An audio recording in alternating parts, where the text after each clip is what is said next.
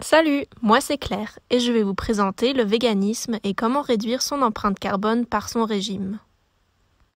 Mais en fait, c'est quoi le véganisme? Les personnes optant pour un régime vegan décident de s'abstenir de tous les produits animaux. Donc tous les aliments produits par des animaux, la viande, le poisson, les produits laitiers, les œufs, le miel et le cuir. La laine et la vraie fourrure étant aussi souvent évitées. Ce que les véganes peuvent manger sont donc les graines, les légumineuses, les fruits, les légumes, etc. Des remplacements sont également utilisés comme le tofu ou les laits végétaux. Pour trouver les origines du véganisme, il faut d'abord passer par l'histoire du végétarisme. Les origines du végétarisme sont souvent en relation avec des raisons spirituelles et religieuses. Premièrement observées en Égypte au temps du pharaon, vers 1300 avant Jésus-Christ, ainsi qu'en Inde avec la propagation du bouddhisme. Afin de répondre à notre question du début, il faut comprendre quelle influence le secteur animalier a sur notre environnement. Le changement climatique causé par les humains affecte toute la vie sur notre planète. Les effets néfastes des activités humaines sur l'environnement et notamment sur le climat constituent un des plus graves problèmes auxquels les humains d'aujourd'hui sont confrontés. Ouragans, sécheresse record, fonte des neiges, des glaciers et du permafrost, incendies dévastateurs et acidification des océans sont de graves conséquences du changement climatique, produites par les demandes exigeantes des humains. Un des secteurs d'industrie le plus polluant est celui du secteur alimentaire et plus précisément de l'élevage du bétail. D'après une étude de l'ONU, Food and Agriculture Organization de 2006, l'agriculture animale produit plus d'émissions de gaz à effet de serre que tout le secteur du transport, donc plus que toutes les voitures, camions, trains, bateaux et avions combinés.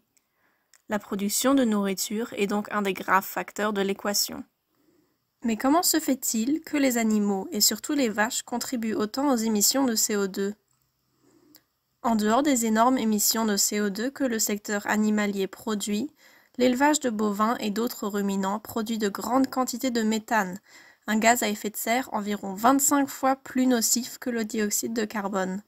Tandis que le CO2 peut rester des centaines d'années dans l'atmosphère, le méthane réchauffe la planète beaucoup plus sur une période de 20 ans.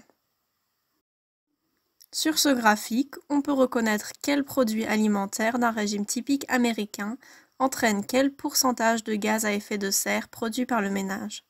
On voit que la viande remporte une large partie de ces émissions. Les données des chercheurs de l'Université de Californie prouvent que le régime vegan est le plus pauvre en émissions de gaz à effet de serre. Leurs recherches montrent également que ces chiffres sont suivis de près par le régime végétarien et le régime méditerranéen.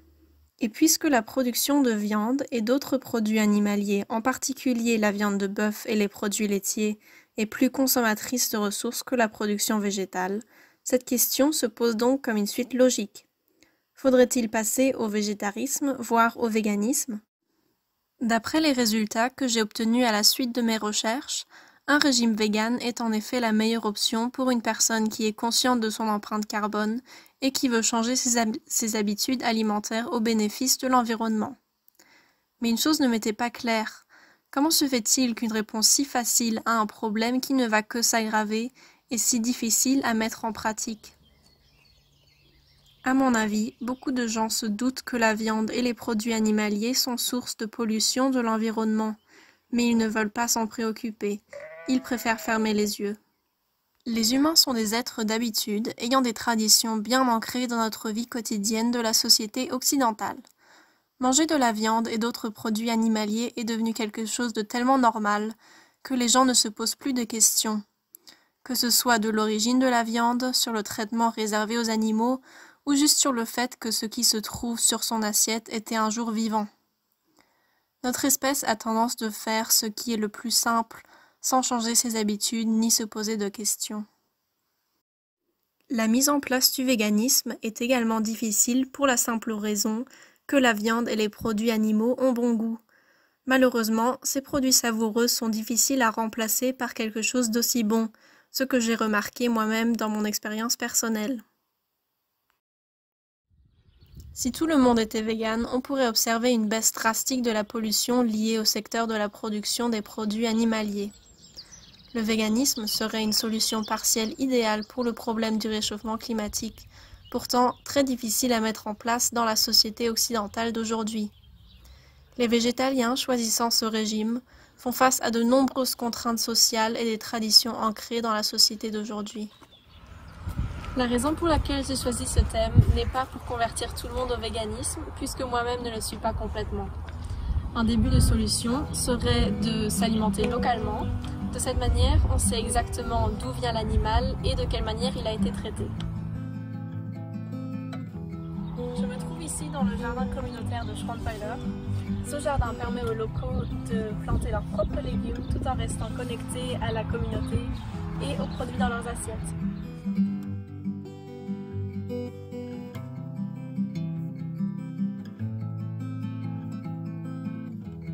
Tout le monde ne peut pas se permettre d'acheter des panneaux solaires ou une voiture électrique, mais tout le monde doit manger.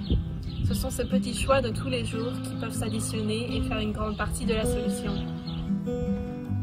Une chose est sûre, une prise de conscience de l'urgence du problème est impérative pour la durabilité de nos ressources et de notre environnement.